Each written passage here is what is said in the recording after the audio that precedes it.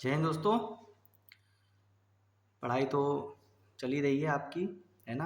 अब जो पैट का पेपर है वो आप किस तरह से सॉल्व करेंगे उसके बारे में चर्चा करेंगे। आपके क्वेश्चंस वगैरह क्यों छूट जाते हैं, क्यों आपके क्वेश्चंस जो होते हैं आते हुए भी क्वेश्चंस आपके छूट जाते हैं, उसके बारे में हम आपके डिस्कस करेंगे। ठीक है, तो ये आपके 15 आपके पैट का जो सिलेबस दिया हुआ है उसे आपको 15 सेक्शंस में इन्होंने डिवाइड किया हुआ है। लेकिन आप उन 15 सब्जेक्ट सेक्शंस को अगर डिवाइड करें, मैंने यहाँ पे चार सेक्शन में डिवाइड किया है। जैसे कि पेपर एसएससी बैंक वगैरह का आता है, उसी तरह से मैंने इनको आपका सामने रिप्रेजेंट किया है। ठीक है, अब सबसे पहले आता है आपका लैंग्वेज का टॉपिक। ठीक, तो लैंग्वेज में आपके इंग्लिश और हिंदी होती है। इंग्लिश के क्वेश्चंस आएंगे आपके 5 और 15, टोटल कितने हो गए 20।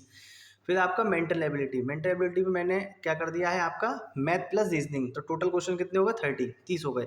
जीएस में आपके हिस्ट्री, ज्योग्राफी, पॉलिटी, इकोनॉमिक्स और साइंस को मैंने इसमें रख दिया है। ठीक, तो कितने टोटल क्वेश्चन बनते हैं उसके 30। फिर आते हैं current affair plus GK, 10 current affair के 10 जीके के। जीके में क्वेश्चंस आपके क्या क्या आते हैं, जैसे कि पड़ोसी देश केंद्र शासित प्रदेश की राजधानी, ठीक है, किसी देश की मुद्रा क्या होती है, उस देश की राजधानी क्या है, मुख्यालय क्या है, किस संगठन के हेडक्वार्टर्स कहाँ है, ठीक है, कल्चर, ठीक है, और इंडियन जो अनुसंधान है आपके रिसर्च सेंटर्स वगैरह हैं उनके आपके हेडक्वार्टर्स वगैरह क्या है, उनकी टैगलाइंस क्या है, तो इसके बारे में आप जीके में पढ़ेंगे। तो ये मैंने आपको जो 15 सेक्शंस दिए हैं सिलेबस में, उन 15 सेक्शंस को किस में डिवाइड कर दिया, 4 सेक्शन में आपके डिवाइड कर दिया है। जिसमें लैंग्वेज आपकी 20 मार्क्स की आएगी, मेंटल एबिलिटी आपकी, टेक्निकल चीज़ें आप कितने टेक्निकल हैं वो पता करने के लिए कितने मार्क्स आएंगे, 30 मार्क्स के आएंगे।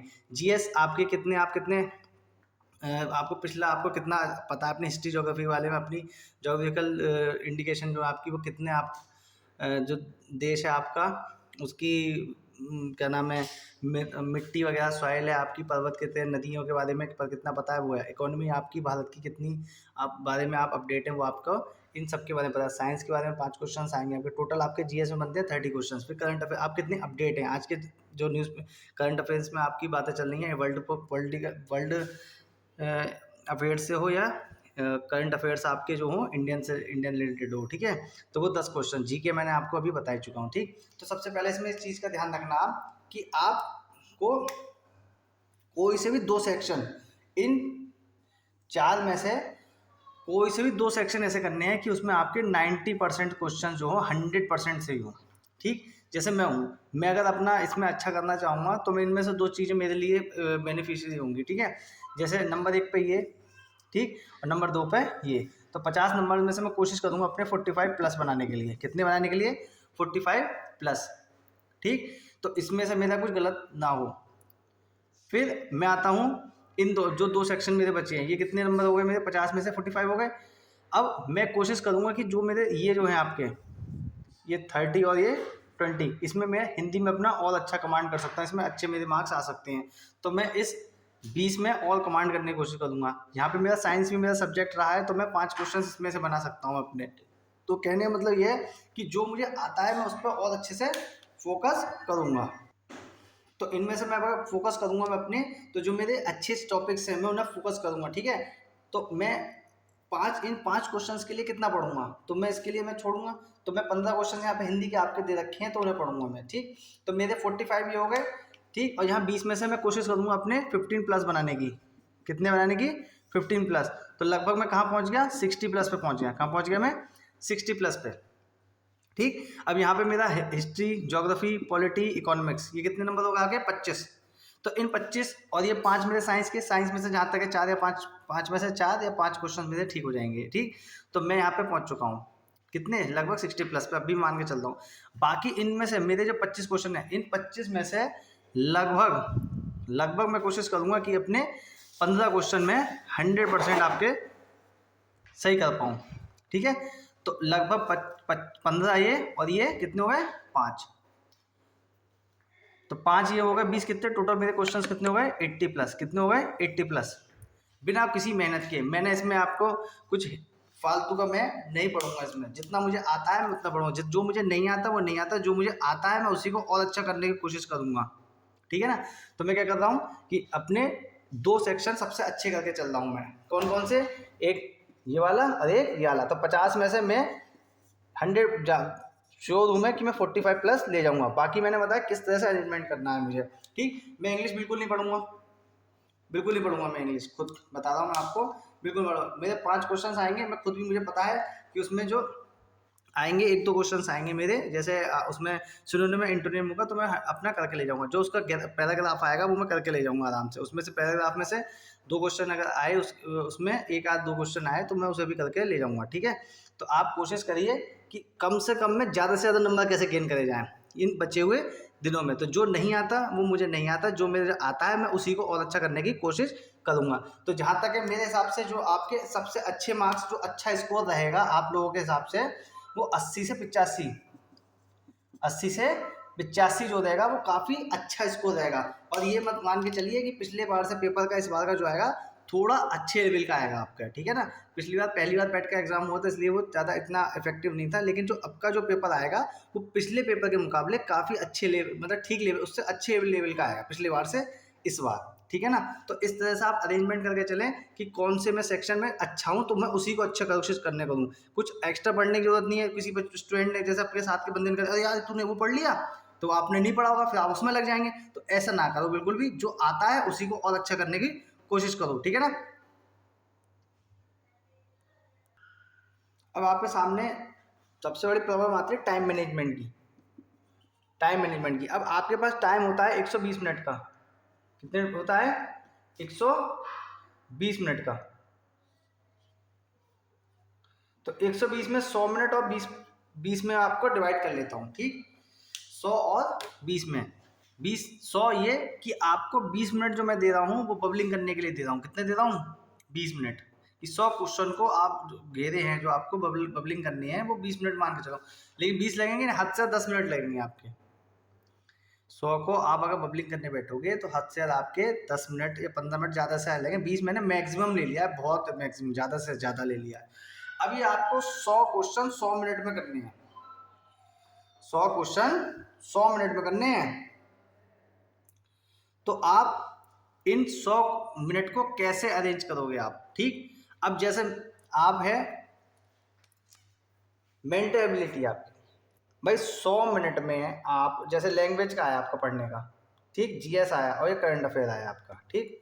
अब इन्हें आप करना, भाई करंट अफेयर जीएस आया आपके, ठीक। तो जीएस में आपके क्वेश्चंस कितने बने? 30।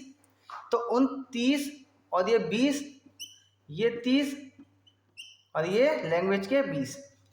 अब इन 20 क्वेश्चन को करने के लिए आप कितना टाइम लोगे? भाई क्वेश्चन पढ़ोगे, आंसर लगाओगे, कितना टाइम ले लो पढ़ने में? 30 सेकंड। तो इनको आप सॉल्व करेंगे 10 मिनट। जीएस के 30 क्वेश्चन कितने देर में कर लोगे आप? 15 मिनट, 20 मिनट मान लो चलो आप, थोड़ा सा ज़्यादा। 30 क्वेश्चन 20 मिनट में कितने हो गए? 20 और 10 30, बचे कितने? 70 मिनट। कितने मिनट बचे? 70। तो ये लैंग्वेज के जो 20 क्वेश्चन होंगे आपके, इन 20 क्वेश्चन को कितनी देर में पढ़ कर लोगे? भाई मान लो पैराग्राफ आ गया, भाई 20 और 10 30 हो गए, 70 मिनट बचे ना आपके पास। कहता है ना शाहरुख खान चक दे इंडिया में, 70 मिनट, 70 मिनट है आपके पास। अब आपके पास बचे कितने मिनट? 70 मिनट। तो इन 70 मिनट को आपको इन दोनों में अरेंज करना है। भाई इन 70 मिनट को मैंने अरेंज किस में कर लिया? मान लो आपका मैंने 45 और 25 में कर लिया। 45 और 25 में भाई 30 क्वेश्चन करने के लिए आप 45 मिनट, यानी कि एक क्वेश्चन करने में 1.5 मिनट लगभग।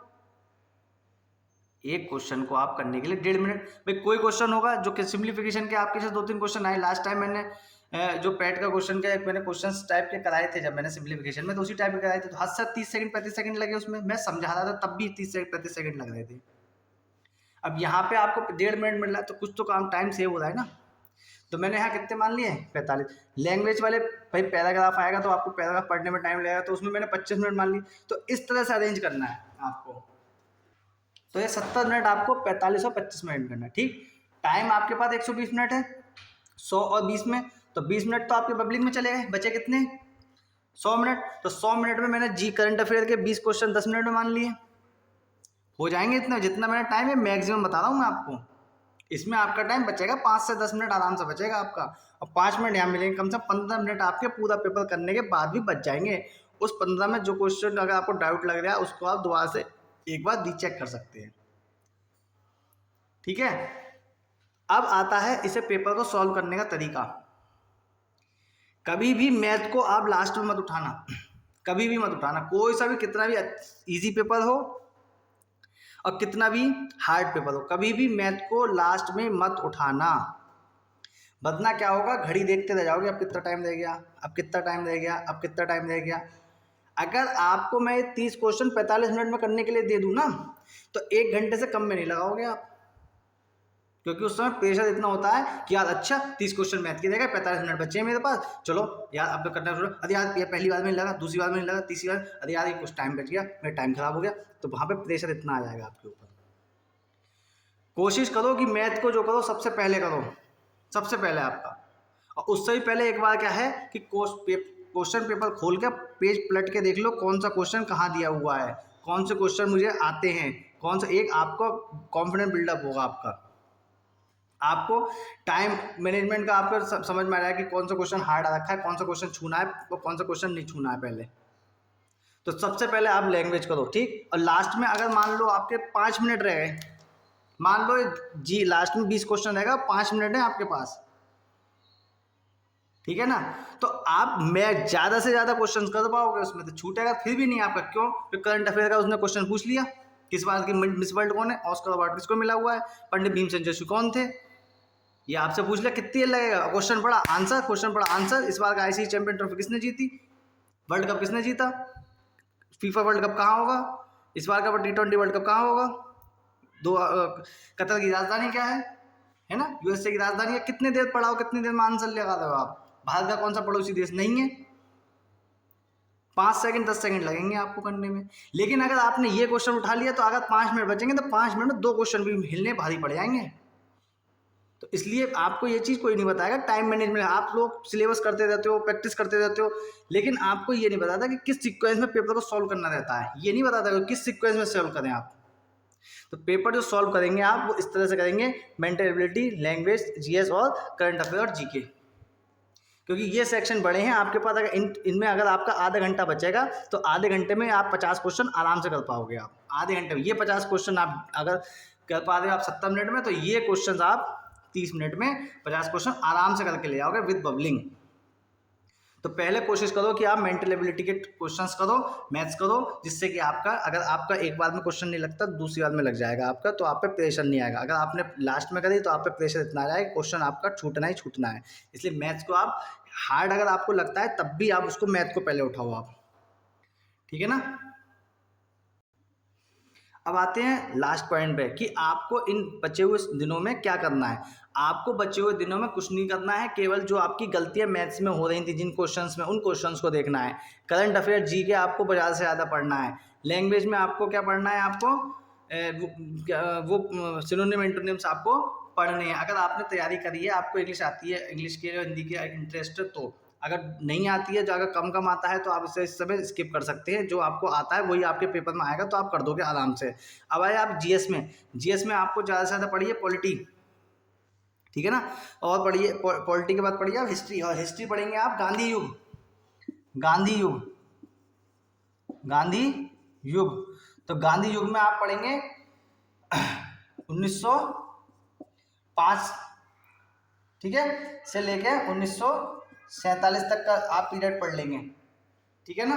और इससे भी ज़्यादा अच्छा होगा कि आप 1857 से लेके 1947 तक का पढ़ें हिस्ट्री में। इकोनॉमिक्स में आपको क्या पढ़ना है, इकोनॉमिक्स में केवल आपको इंडियन इकोनॉमिक्स में पढ़ना है आपको, जो आपके बैंक के रिलेटेड है, आपके बैंक से रिलेटेड है, उसको टॉपिक्स को पढ़ना है, सीआरआर वगैरह इन चीज़ों का, ये इन्फ्लेशन वगैरह क्या होता है, इन चीज़ों के बारे में आपका पढ़ना है। जैसे आपका सिलेबस दे रखा है ना, तो सिलेबस से आप ये मत सोचो कि सिलेबस है, वो को रिलेटेड होते हैं। तो आप फिर आपको पेपर में कोई चीज़ आ जाती है तो आपको यूँ ही कहते हो कि यार ये तो आउट ऑफ सिलेबस, लेकिन वो को रिलेटेड होता है, इसलिए वो क्वेश्चन आपके पेपर में आ जाता है। तो आपको क्या पढ़ना है वो मैं आपको बता रहा हूँ, ठीक है ना।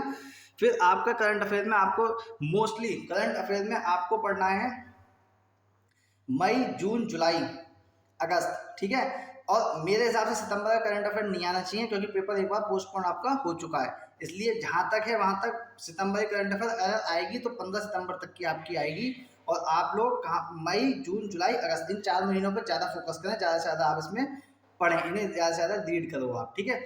और मैं आपको बता रहा हूँ कि सबसे पहले किस सीक्वेंस में करना है कि मेंटल एबिलिटी, लैंग्वेज, जीएस और करंट अफेयर्स। ये आपका टाइम मैनेजमेंट के हिसाब से होगा। सबसे पहले आपको एक बार पेपर खोल के देखना है, उस पेपर को खोल के ये देखना है कि आपको कौन सा क्वेश्चन आता है, कौन सा नहीं आता है, ठीक। कौन से क्वेश्चन को आपको फर्स्ट अटेम्प्ट में करना है और कौन से को आपको स्किप करना है, ठीक। जिसको हम सेकंड, अगर हमें डाउट लगता है कि ये नहीं हो पाएगा तो उसे बाद में करना है, ठीक।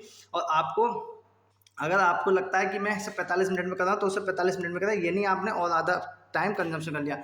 लास्ट में जब आप टाइम लोगे तो आप इन सेक्शंस के टाइम को एब्जॉर्ब कर लोगे इसे करने के चक्कर में, तो उस समय आप छोड़ दो, यहाँ पे आपका टाइम बचेगा। इसे जब आप करोगे, मैंने आपको मैक्सिमम टाइम बताया है, जब आप इसको कर लोगे तो इसमें आपका कम से कम 10 से 15 मिनट बचेंगे। उस 10 से 15, अगर यहाँ पे आपका क्वेश्चन को छूट जाता है या किसी क्वेश्चन में डाउट होता है तो इसके टाइम जो बचेगा आपके 10 से 15 मिनट, वो आप यहाँ पे लगा सकते हैं, ठीक है ना।